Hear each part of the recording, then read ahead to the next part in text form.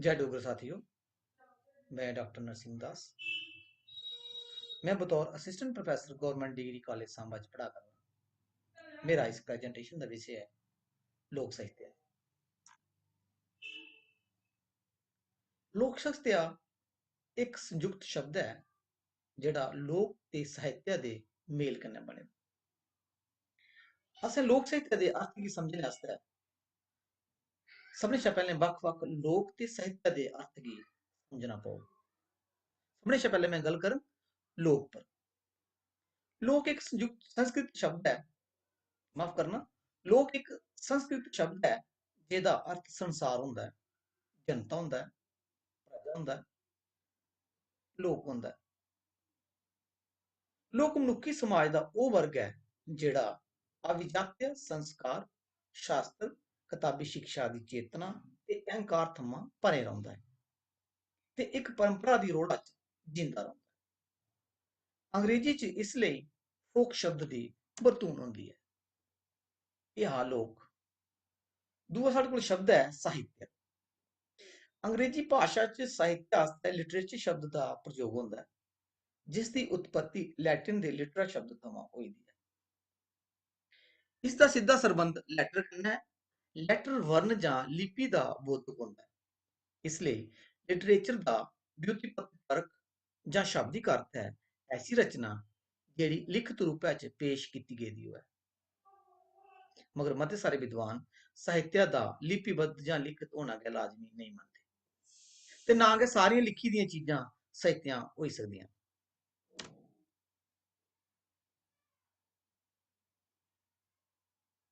हुण मैं गल्ल करां लोक साहित्य दा परिचय। लोक साहित्य दी परंपरा उन्नी गै परानी मन्नी जाई सकदी है जिन्नी के मनुक्ख जाति। लोक साहित्य जनता दी विरासत होने दे कारण लोक संस्कृति दा शीशा होंदा है, दर्पण होंदा है। लोक संस्कृति दा जनेहा सच्चा सुच्चा ते जींदा जागदा चित्रण लोक साहित्य च लभदा है होर कुतै नेईं मिली सकदा। अर्थात तुस इ'यां आखी सकदे हो कि उ'नें भोले भाले लोकें दा जेह्ड़ी आधुनिकता कताबी शिक्षा कोला परे रौंह्दे ने ऐसे लोकें दे साहित्य गी अस लोक साहित्य आखगे। लोक साहित्य दियां परिभाशां पर गल्ल करां तां विद्वानें केईं परिभाशां लोक साहित्य पर दित्ती दियां न जिंदे चा किश परिभाशां इस चाल्ली न। पैह्ली परिभाशा डाक्टर इंदू यादव हुंदे अनुसार है।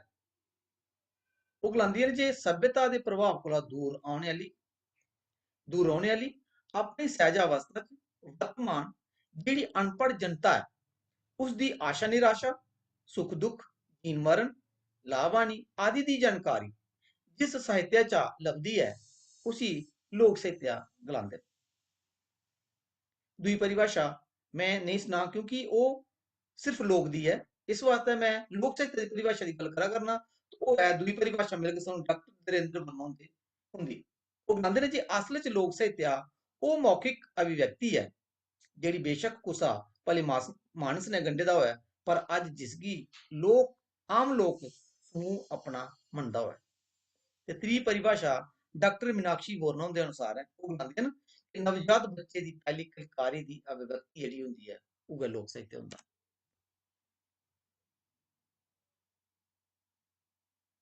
लोक साहित्य च भाशागत विशेशता मतलब लोक साहित्य च केह्ड़ी-केह्ड़ियां भाशागत विशेशतां होनियां चाहिदियां न जां होंदियां न। पैह्ली विशेशता एह् है कि आदि मानव दे निशान उपलब्ध होन। ऐसा साहित्य जिहदे च आदि मानव दे निशान ओह्दी निशानियां जेह्ड़ियां न ओह् सानूं लब्भन।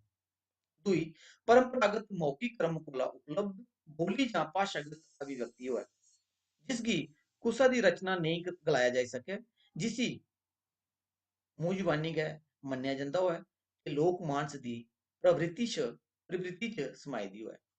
ते त्री हिंदी विद्वान डॉक्टर हजारी प्रसाद द्विवेदी हुंदे अनुसार ओह् गलांदे न जे लोक शब्द दा अर्थ जनपद जां ग्राईं नहीं है बल्कि नग्गरें ते ग्राएं च फैली दी ओह् सारी जनता है जिंदे व्यवहारिक ज्ञान दा आधार कताबां नेईं हैन।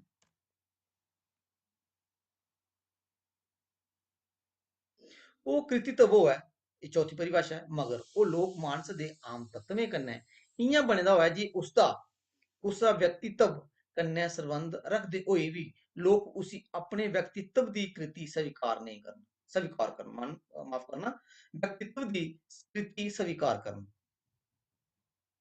साहित्य शब्द दे पूर्व लोक अभिधान दे लाने दे बाद इसदा अर्थ होंदा है लोकें दा साहित्य।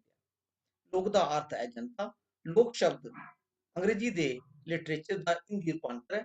अंग्रेजी दे फोक शब्द दा प्रयोग अनपढ़, घट पढ़े लिखे, असभ्य, अर्ध सभ्य आदि वर्ग आस्तै इस्तेमाल होंदा है। विद्वान मानू लोक शब्द दा प्रयोग सरल ग्राहियें आस्तै करदे न।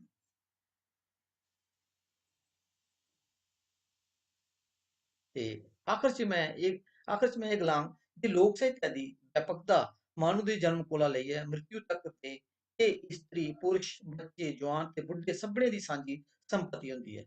ਇਸ ਚਾਲੀ ਲੋਕ ਸਾਹਿਤ ਦੇ ਵਿਸ਼ੇ ਖੇਤਰ ਚ ਲੋਕ ਜੀਵਨ, ਲੋਕ ਸੰਸਕ੍ਰਿਤੀ ਤੇ ਲੋਕ ਪਰੰਪਰਾ, ਰੀਤੀ ਰਿਵਾਜ, ਲੋਕ ਕਲਾ, ਪੂਜਾ ਪਾਠ, ਪਰਬ ਤਿਉਹਾਰ ਵਗੈਰਾ ਦਾ ਸਮਾਵੇਸ਼ ਹੁੰਦਾ ਹੈ।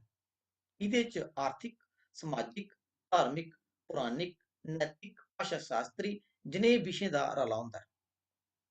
ਲੋਕ ਸਾਹਿਤ ਚ ਭੂਗੋਲਿਕ ਤੇ ਆਰਥਿਕ ਦਸ਼ਾ ਦਾ ਚਿੱਤਰਨ ਉਪਲਬਧ ਹੁੰਦਾ ਹੈ। ਲੋਕ ਗੀਤਾਂ ਚ, ਲੋਕ ਕਥਾਵਾਂ ਚ ਪਾਈ ਗਈ ਦੀ ਸ਼ਬਦਾਵਲੀ ਰਾਹੀਂ ਤਤਕਾਲੀਨ ਸਮਾਜ ਦੀ ਅਰਥ ਵਿਵਸਥਾ ਦੀ ਜਾਣਕਾਰੀ ਹਾਸਲ ਹੁੰਦੀ ਹੈ। ਲੋਕ ਸਾਹਿਤ ਚ ਸਮਾਜ ਦੇ ਅਧਿਐਨ ਦੀ ਮਤੀ ਸਾਰੀ ਸਮੱਗਰੀ ਹਾਸਲ ਹੁੰਦੀ ਹੈ। ਲੋਕ ਕਥਾਵਾਂ ਤੇ ਲੋਕ ਗੀਤਾਂ ਚ ਸਮਾਜ ਦਾ ਵਰਣਨ ਹੁੰਦਾ ਹੈ, ਜਿੰਦੇ ਕੋਲ ਸਮਾਜ ਦੇ ਲੋਕਾਂ ਦੇ ਰਹਿਣ ਸਹਿਣ, ਆਚਾਰ ਵਿਚਾਰ, ਖਾਣ ਪਾਣ, ਰੀਤੀ ਰਿਵਾਜ, ਆਦਾਨ ਪ੍ਰਦਾਨ, ਮਾਨਤਾ, ਰੂੜੀਆਂ, ਲੋਕ ਵਿਸ਼ਵਾਸ, ਪਰੰਪਰਾ, ਉਹਦਾ ਪਸ਼ੂ ਪੰਛੀ ਕन्नै ਸੰਬੰਧ, ਉਹਦੀ ਬੋਲੀ ਬਾਣੀ ਆਦि ਦਾ ਪਤਾ ਚੱਲਦਾ ਹੈ।